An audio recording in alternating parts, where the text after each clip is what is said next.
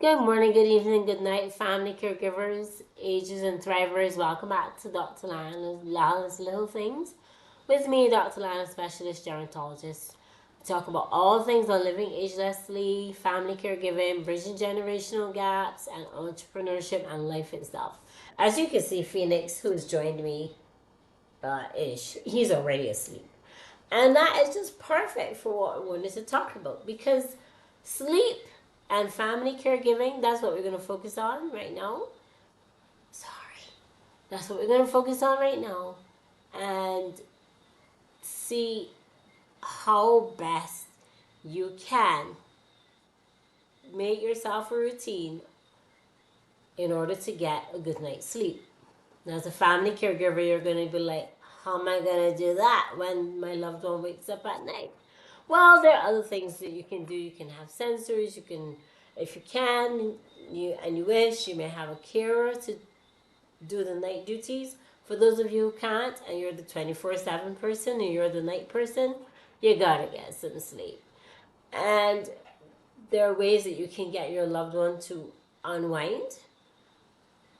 And we talked about that. Sometimes you can give them some soothing teas. You can make a preparation for bedtime, but also they need to be part of your routine so that everybody's on board.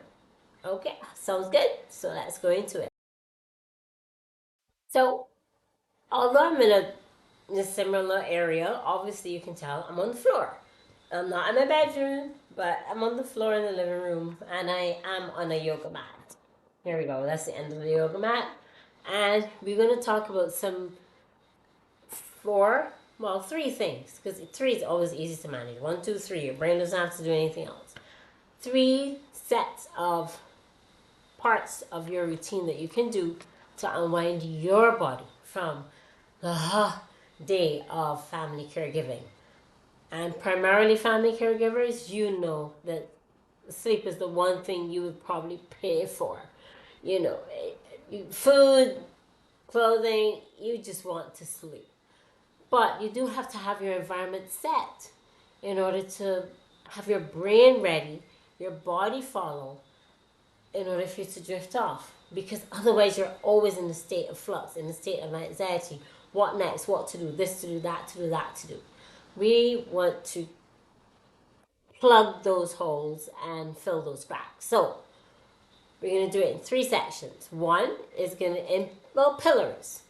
Completely disconnecting from your environment, from your tasks, soothing your nervous system, and preparing your body for at least, we're going for realism, 5, but ideally maybe 7 hours of sleep. That'd be ideal. I know it sounds like fairyland, but work with me here. If it is consistent for you and your loved one too, because they'll start to see you doing it, and you never know.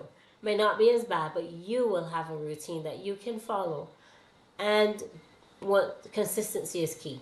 Not today, not tomorrow, because just won't work. Your brain won't know what to do. So, step one, shift your environment. And this is about 20 minutes to half an hour before actual bedtime. So it's not bad that you'll be outside if you have a yoga mat or a towel or a soft space to be on, but you want to change your environment. So we're starting with getting our bodies prepared for it's night, it's time to sleep. And I have the lights on obviously so that you can see me, but the first thing you'd want to do is dim the lights. So if you have dimmers, that'd be great. Or just start strategically turning lights off, bathroom lights off, living room lights off, kitchen lights off, or at least on dim. Or if you have a lamp that has a low light and you can manage to make like maybe some tea for you or your loved one, calming teas, nothing with caffeine, then you start to shift, you start to get the body ready, and your loved one is like, something's happening.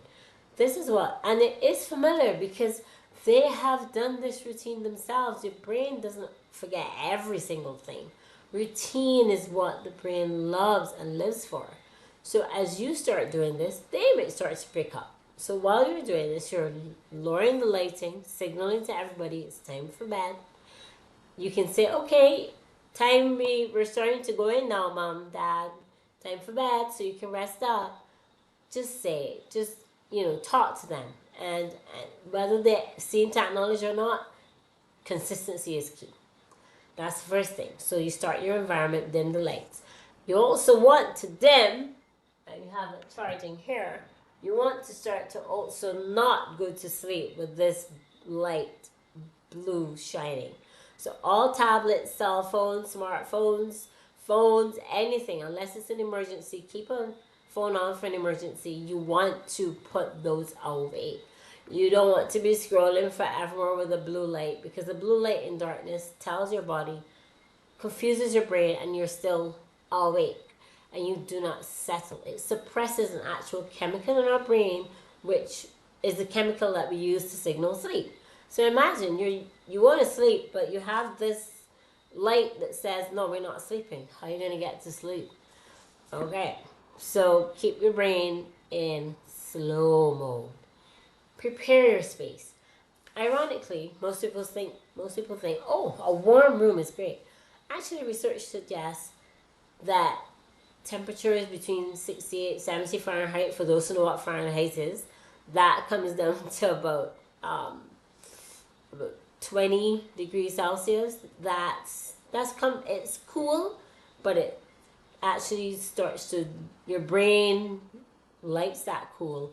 It functions with that cool. It wants to actually, the coolness tells your brain, coolness in the room tells your brain, oh, we have to warm up. That means that, what do you warm up doing? You warm up usually going to sleep. But it's also changing your chemicals in your brain and signaling that it is time to slow down. So that's shift the environment. All right. Now, and put away all the lights, right? The bad lights, shall we say. Step 2, clear the clutter. Not the clutter around you, not the books and the tables and the this and washing the dishes. Nah, we're ready for bed. Do 2 things. I love this one. Brain dump. So have your journal ready, and you're going to brain dump and start to writing in your journal your events of the day. There may be several events, but put the highlights. But you know what I also want, what can go in this journal and what I found been so helpful? Gratitude. What were you grateful for? What actually went right today? Maybe food tasted really good. Maybe they had a quieter day. Maybe they drank more water than usual. Maybe they didn't, but they were quieter. Sundown there was less. Just the little things. Because it gives your brain a positive note on which to end the day, so you can start the day a little less negative than normal, or with less anxiety. So journal the events of the day, just to get your brain clear that, and your brain say, oh, okay, we know what we did, we've done that, it's clear. Also, mindfulness. So here is where I am on the floor, and we're gonna just do a quick thing. You can do your own version of yoga, Pilates. You may want to do meditation, deep breathing, or you may just want to, well, you may not be able to see me, but let me just put the camera here. So you can see me, and you just want to stretch over. Deep breath, stretch over to the other side.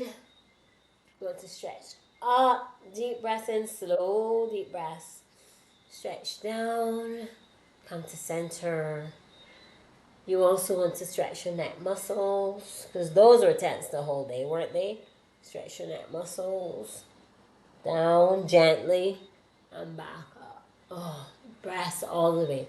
Pause, cross legs, and then you're going to stretch your shoulders. So put your hands back for a few seconds. And your other hand, your hand is behind here, if it can reach. And you just want to push your shoulder back, stretch your shoulders. Oh, that feels so good. And you just want, in stretching upward, you're aligning your spine. So it just feels like a relaxation. Although it actually straightening your spine, it actually is using the muscles to signal relaxation. So you've unwinded. There we go. Step 3, and that's the final one. Your body and mind transition. Now, what is that actually. Where you are,